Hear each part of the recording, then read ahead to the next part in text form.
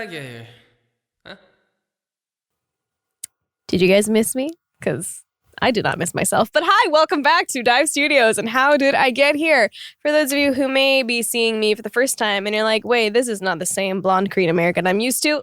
Correct. I am not Jae, in case that was not obvious. But yeah, my name is AleXa. I am a soloist under ZB label who debuted last year in October, had my comeback this year in March, and am doing things now that are secret. I cannot say, but hello. Yes, it's me, AleXa. And today we are back on How Did I Get Here, which is the podcast where we live our best lives on the internet and come out on the other side knowing more, but not feeling all that much smarter, if you know what I mean. I am your host, AleXa. You're welcome. Oh, thank you. Thank you. Thank you. Thank you. And just the 411 for everyone tuning in who may be watching and or listening. Don't forget to subscribe to us and to leave a review for the podcast. And I'm pretty sure I said last time I don't really know what the grading scale is, but if it's 10 out of 10, please leave a 10. 5 out of 5, please leave a 5. If it's stars, fill in all 5 of those stars because I just need that kind of reassurance in life that I'm doing well because JYP, yes. So, also don't forget to check out our videos on YouTube, which is just youtube.com/HDIGH Studios, and subscribe. Smash that like button, share, favorite, all that great stuff. Yes. So, today we're going to be hopping into the question of the day, which is, does music make you happier? Which is a great question, actually, because I ponder on this myself quite a bit because, for me, making something or someone happier involves, raising the serotonin levels, making someone literally happy. For me, music just kind of helps me vent my emotions. You get what I mean? Like, if I'm sad, if I listen to my favorite song, it's not going to make me happy. It's not going to make everything okay, but it's going to help the mood, also when you're sad, if you want to listen to sad music, it's going to make you feel better to cry. It's not going to make you happier, but it's going to make you cry. It's going to get your emotions out, right? Are you one of those people who listen to sad music to make you sadder? I have been added so hard right now. I mean, you added yourself. I'm just pointing it out. Yeah, that's me. That's me. No, I mean, I do. I have a very bad habit of if I am in the zone, I'm like, okay, sad movies, sad music, bring it on, looking at sad emotional quotes on Twitter. I'm like, I am that person. Go to sad song, go to sad movie. To make you sadder. Oh, that's a great question. Well, one movie that always makes me cry is Dead Poet Society because I love Robin Williams and I associate that movie with so many things. It's just, if you haven't seen Dead Poet Society, it's an old classic. Please check it out. It is chef's kiss. And then song. Oh man, there's quite a few of those actually. There's quite a few. But recently.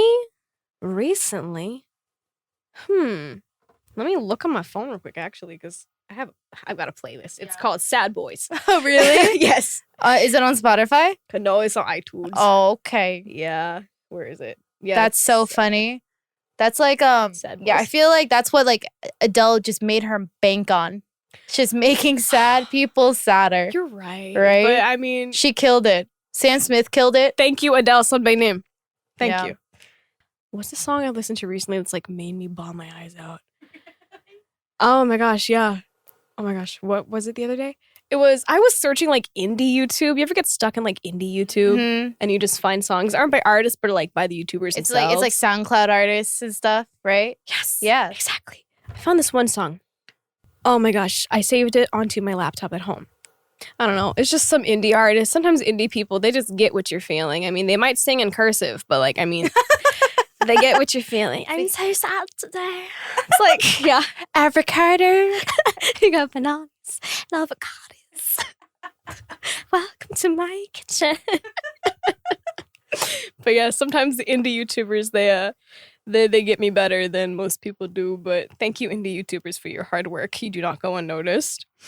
Let's see. I'm going to check out this first thing. It says, are music and happiness linked? This is a CNN article.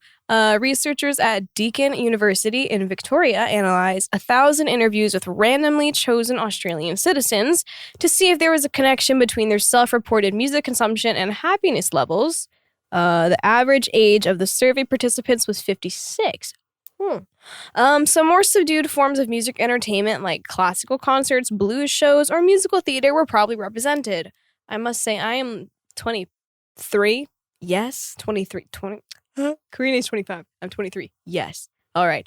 And I love musical theaters because I was a musical theater major in college, actually. So I didn't know that. yeah, that's actually what I was going to college for musical theater. What productions were you in? I mean, we were a very small college, so nothing like super grandeur or anything. But we did Company, Stephen Sondheim's Company.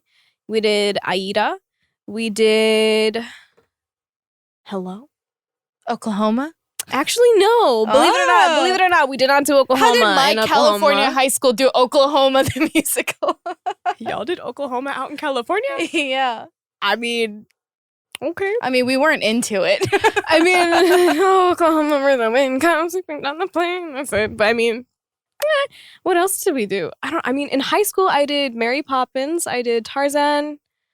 I did, oh my gosh, what was that one musical? I don't remember. My memory's failing me. But yeah, a handful of musicals here and Would there. you ever go out for musicals here in Korea? Because, you know, it's a very common thing for idols to do musicals out here. Yes, I honestly would love to. Whenever the opportunity comes, if I can, I would love to because I really do like musical theater because it's acting plus singing plus dancing. And so it's just taking what you're doing and throw acting more into it. So If there's Yeah. a show you could bring to Korea and like be in it, what would it be? Because right now I know Rent's coming out soon. Right, Phantom was just touring. Yeah. Cats was here not too long ago. Yeah. Grease just happened too last year. Right, Yeah. and then HDIGH was also here too. Mm-hmm. Oh my gosh. I mean, not necessarily bring here, but I think it would be so much fun to be either the role of Columbia or Magenta in a production of Rocky Horror Picture Show. Ooh. Like every year I've been here, I've seen like the posters. I haven't been able to go yet, but like that is one of my favorite musicals and movies. So I mean, I need to learn how to tap dance again though if I want to do Columbia. But yeah, that'd be fun. Manifest. We're manifesting. Rocky Horror Show. In the near future. Juiceo, yes. But yeah, this report from CNN says essentially the results showed that the obvious answer is yes, music made people happier. I'm a little curious on this one. I'm gonna open this one up and see if it'll open for me. You gonna open for me? You wanna? Oh, that's interesting. Let's see. Deakin University's Melissa Weinberg, who co-authored the study, told CNN that there were specific activities that seemed to correlate with higher happiness levels. This is relevant for all of us creative folks out here in this field, but we found that there were differences in those who danced or attended music events, she said. Why would dancing and concert going correlate more with our well-being than, say, simply listening to Spotify? Weinberg says there's no hard or fast answer, but psychology seems to suggest it about emotional and social connections. It's that active engagement that seems to be critical, she says. People who intentionally interact with music, they're using it as an outlet to express their emotions. I will agree with that because, like, you know, for example, for me, during promotions, I mean, I don't know who else can relate. Sometimes, you know, you're not having the best day, so to say, but, you know, the second you get on stage, you just gotta put all this fantastic energy you have just out there on the stage and perform like nothing is wrong. Like you just got to be the strongest performer possible. And not gonna lie, the performing helps my mood. Like, 'cause I could be having super bad anxiety before a stage. I might not have slept the greatest, but you know, as soon as you get on stage, it's like, I don't know, it's just a mood booster. So performing and like, you know, acting out music, I guess, so to say, is definitely something that makes me happier as a person. So I don't know how many other artists can relate or just people in general that perform, but no, I definitely agree that dancing boosts the mood. Yeah. There you go. Mm-hmm. Let's see. This one says, how does music make you feel better? A review of 23 studies by Bratt and Delio. Yes. Delio? In 2009, involving almost 1,500 people, found music helped to reduce blood pressure, heart rate, and anxiety in heart disease patients. Interesting. Music can benefit psychological well-being as well. Research from the University of Missouri, published the Journal of Positive Psychology, found for the first time that upbeat music can have a very positive effect on our well-being. I will agree to that. I will agree. I mean, for me, I'm just going to loop it back to promoting, but like, you know, if I'm in between camera rehearsals and stuff, or it's like I'm done with my stage and I'm waiting for the rest of the day to finish out for like before we're done, you know, you'll find me typically sitting in like the hallway outside of my 대기실, just kind of zoning in with music by myself.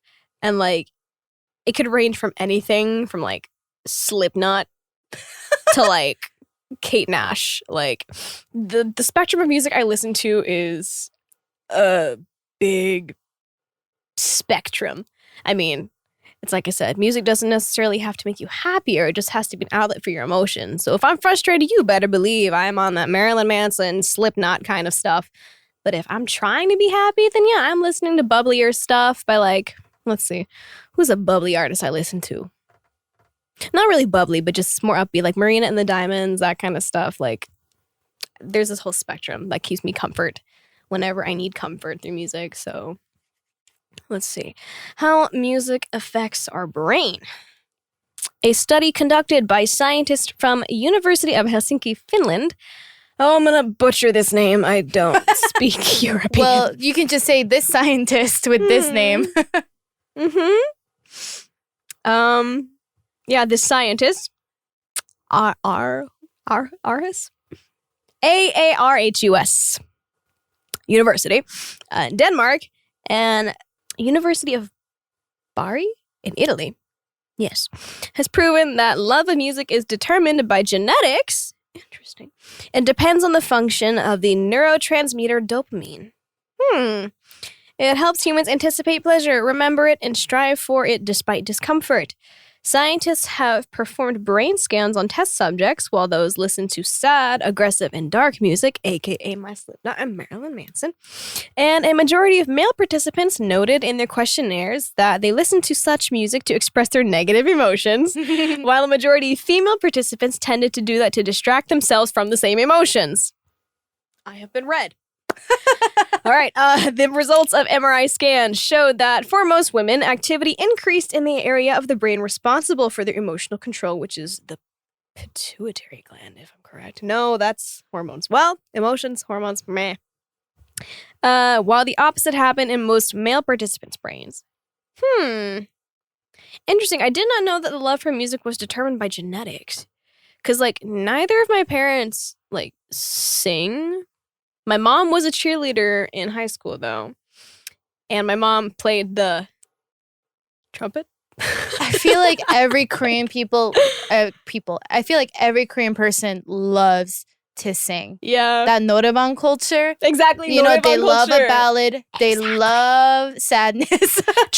So, you're right. So, you know, if you don't see it in your dad as a parent, it probably just comes to your mom. Yeah, because my mom's the Korean one. But yeah. No, because, oh my God. I have this one memory my mom told me. Apparently, when I was a child, I cried a lot, which has not changed to this day. But I remember my mom was trying to soothe me one time, and she picked me up, had me on her shoulder. She told me, she started singing to me, but instead of feeling better, I started crying more. I'm sorry, Mom. Judgmental. Sorry, Mom. But yeah, there's that memory. But no, I mean, my mom, like, you know, if we're driving, she'll sing along to whatever song is going on, or like, you know, I'll catch her just randomly singing around the house sometimes. I remember this as a kid, like, not like Cinderella, but like, you know, my mom would be singing whatever Frankie Valli and the Four Seasons song she was thinking of. So, yeah, interesting. So it's genetic to like music. But you don't see it on your dad's side as much? I mean, musical inclination, no, but my dad did introduce me to artists that I have found myself liking now, like Meatloaf, really obscure there. I really love Meatloaf. Okay. I know it's really obscure. Who else? I mean, he and my mom both introduced me to like Boy George and the Culture Club. I mean, they both kind of just I was raised on their music taste. So like older stuff like Cyndi Lauper, Twisted Sister, AC/DC, Kiss, Rolling Stones, that kind of stuff. So, I mean, my parents like music. It's very apparent, but interesting. Huh. In regards to like the dark music thing, man, I was read. Yeah, because I also read through that same article, and a point they made before it was that some people had no reaction in their brain to music. Really? Like, as in, they felt nothing no type of way. What is that like? Because I knew a kid in high school who said, I don't like music. I mean, Like, I'm I not gonna don't judge, find but- enjoyment hearing it. I don't find enjoyment, like, playing it. Like, it's just a thing that happens. Yeah. I mean, some people say they don't like water. Well, I mean, you know, to each their own, no disrespect, but he doesn't like music. yeah.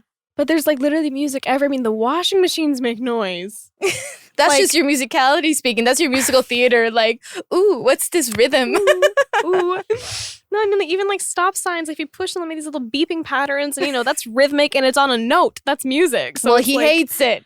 He hates it. oh, how do you fare in this world, my friend? How do you get by? Do you wear earplugs constantly? Like, how does that work for you? I don't know. I guess he just has a hard time. Man, I pray that you learn to love music, my friend, because it Yeah. is a great outlet that helps so many people. So I pray for you, friend.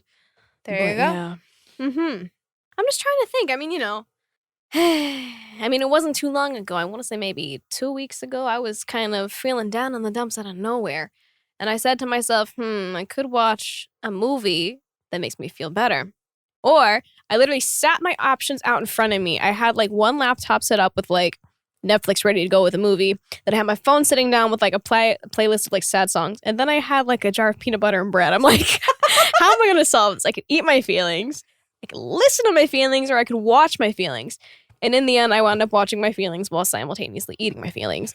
But that's not to say music was not like a very high choice for me. So, but yeah, I mean, music does help me in my darkest times, I will think. So, There you go. yeah. Are there like people that like artists specifically that really stands out to you during your angsty times where you were like, they understood me, they get me? That's not a phase, Mom. I mean, I don't know so much if they understood. I don't think I ever was like one of those people that's Yeah. like, they understand me when no one else did. But I mean, I'm not gonna lie, I have low-key fallen so hard back in my emo phase recently. I've been listening to so much Blink-182, Mm, My Chemical Romance, G-Note. Let's see. Black Veil Brides, Andy Black. Who else? You Falling in Reverse. you never lived in LA, right? I never lived there. I visited a few times, but So you've never lived been there. to emo night. No, emo night.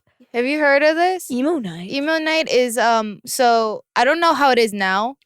But when I lived in LA, really nearby to the neighborhood I lived in was this thing called emo night, and it happened on, I believe, Tuesday nights or Monday nights, Okay. once a month. And it was this tiny venue, and guest DJs would come, and it would be only emo music, like old throwbacks, and you know, there'd be black balloons everywhere, and it said sad ass, you know, curse word, expletive, and it'd be $10 at the door. So cheap. Line out the door. I think one time I knew for a fact there's 1,100 people waiting in line, and only like 200 people could get in. Oh my gosh. And because every night would be a surprise guest, so it would be like Demi Lovato singing Paramore on stage. Oh my gosh. It was the 303 guys stop by, All Time Low stop by, Blink-182 members would stop by. So like you never knew like what you were getting, and it was only $10. Like Dylan Francis did a set as his emo alternative ego. So it's just like it's like a super fun, crazy night, and they started touring it around the U.S. So my hope Oh my gosh. is that Korea gets in one day, because Please. Korea had a My Chemical Romance night in Itaewon. I saw signs for it. And I didn't know. I saw it was like months ago. But yeah, I just want to point that out. It's a great event. Incredible, because I know for a fact that the emo community still exists here in Korea. I know for a fact it does. Oh my gosh, that emo night, that's incredible. Mm-hmm. Where was my $10 emo night in Oklahoma? Oh my gosh. You'll We get did a it. country night. Okay. Oh my gosh. Oh my god. All right. Well, you know, what have we learned today? What have you learned today, AleXa? Yeah, I mean, to summarize this whole bit of does music make you happier? I mean, studies show, and through my personal experience, though every person is different, music does help the human brain maybe not necessarily become happier, so to say, because like it says here, it's determined by the neurotransmitter dopamine, which controls happiness and whatnot. So, I mean, while it might not make you happier, it can, you know, be a, export is not the word I'm looking for. Export? Import? Surplus? What? Release? Taxes? Yes. A release? An outlet. Outlet. Woo! Export. An outlet for your emotions. You know, whether you're listening to a sad song to cry it out, or you're listening to a dark music to amplify your emotions, or you're listening to an upbeat song to, you know, get that dopamine a-flowing. Music does have an effect on the human brain, and I think it should be considered more for therapeutic purposes than it's, I guess, currently being considered for. So there's good effects on the human brain with music. So, and if you don't enjoy music, then I pray for you, my friend. It is a wonderful thing that humans have invented.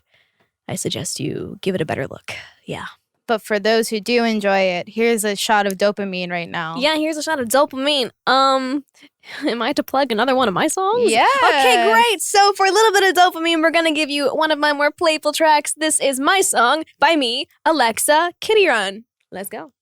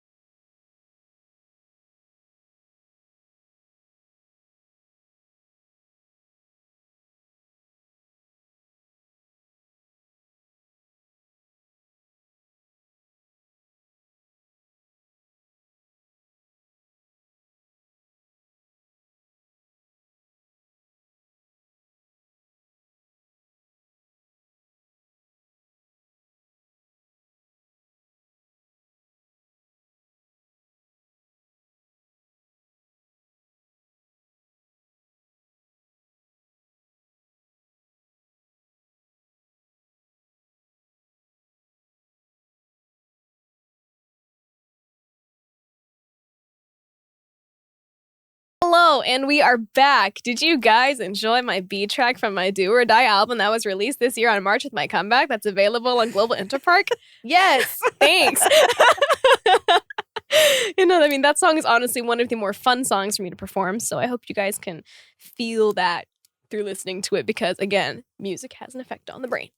So, we are going to hop right into some questions that y'all have prepared for moi. Yes. Let's see. This is from a Discord user lowercase O, uppercase W, lowercase O. Oh, whoa. Oh, whoa. It's like the ooh, but like oh.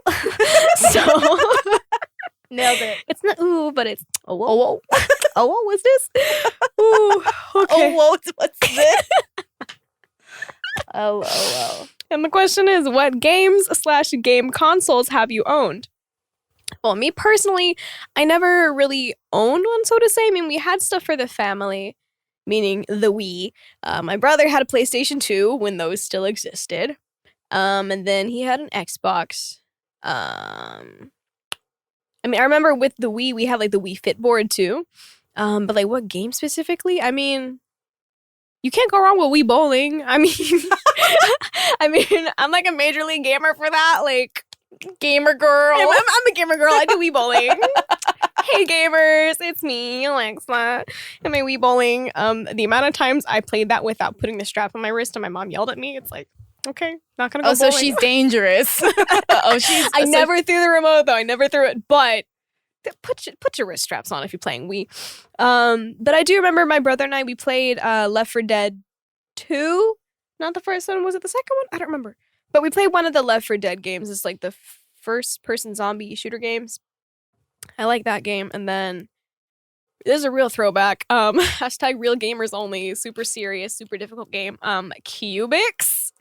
What? Have you Wait, heard of I'm sorry. What is that? Exactly. So I was really, really young when my friends told me about this game. It's not even like, this is the only thing I remember from my gaming childhood. Cubics, it was a robot fighting game. But you know, it's like a kid's game. It's not like one of these like Call of Duty, Halo kind of thing. It's not going to be premiered at E3. Oh Yeah. no. It's just you got to collect these robots, and then you got to fight the robot to win it. It's kind of like Pokemon but with robots. Oh. And I just remember it's really obscure. If you don't know what Cubics is, please search it up. I was like a real gamer girl with that. But it was fun. It was fun. It was a fun game. So I enjoyed that one. But those are what... Oh! And I had a Nintendo DS Lite. You better believe I taught my Nintendogs how to do all those tricks. My hamsters on Ubisoft. I was terrible at cooking, mama, but that's because I can't cook in real life. And then I had an app that taught me Chinese. Yes. I don't remember anything from the app. But yeah, Nintendo DS, Wii, that kind of stuff. There you go. Let's see. Then we have from Discord user Jackie, what's your favorite telenovela? And are you Team Edward or Team Jacob? I mean, out of the few telenovelas I've actually watched, the one that just sticks with me is because it's so well known and there's so much good content you can pull from it. It's Maria del Barrio. Like, I mean, you can't go wrong with that. You can't go wrong with it. It's just... For those who are unfamiliar, please give a quick synopsis. A quick synopsis of Maria del Barrio. Yes. Let me consult Google for this so I can accurately describe this the best way possible here. I can't speak. It's Maria La del Barrio. La del Barrio. Alejandra La del Barrio. So let me summarize this in what it says here on this Wikipedia page. Maria La del Barrio is a Mexican telenovela produced by Angeli Nesma Mendina for Televisa in 1995. The series is a remake. Oh, it's a remake of Los Ricos También Lloran. Maria La del Barrio is considered one of the world's most popular and successful shows ever, having been broadcast in over 180 countries. So this came out the year before I was born. Yeah, I only know about it because internet and the memes that come from it, but it's actually very entertaining to watch. If you like overly dramatic things like American soap operas, I suggest you check out telenovelas because they are just as rich as entertainment. So this one is like typical trope of like poor girl meets rich guy, or? I mean, Maria La del Barrio. Barrio is literally like slums, right? Like, so I mean, yeah, like Maria of the slums. Okay. So it's the typical, and then there's arguments in the family. It's like, but I love him. No, you can't love him. And please watch it. Okay. And then, are you Team Edward or Team Jacob? Here's the thing. When I was an educated 6th grader, I was like, you know what? All the girls around me are talking about Twilight, but I'm not like other girls. I don't like Twilight, right? And so I never really cared about Twilight when it came out, when the fad was going on. But then, like, the year later, whenever the movies were going to come out, I was like, okay, maybe I do care about vampires and werewolves a little bit. Just a little bit. And the thing is, The thing I regret, though, is not getting into Twilight before the movies were released, because when I started reading the books, I couldn't imagine the characters. I only saw Robert Pattinson and Taylor Lautner. I was gonna call him Jacob. Taylor Lautner. Shark Boy. Shark Boy. Dream. Ma'am. Ooh. Yeah, so I couldn't not see them in my head when I was reading the book, which I don't know if that's a good thing or a bad thing, but I no longer read for pleasure. But when I did, it was kind of fun for me to imagine how the characters would look like or sound like. But when you see actors ahead of time, it's kind of like meh.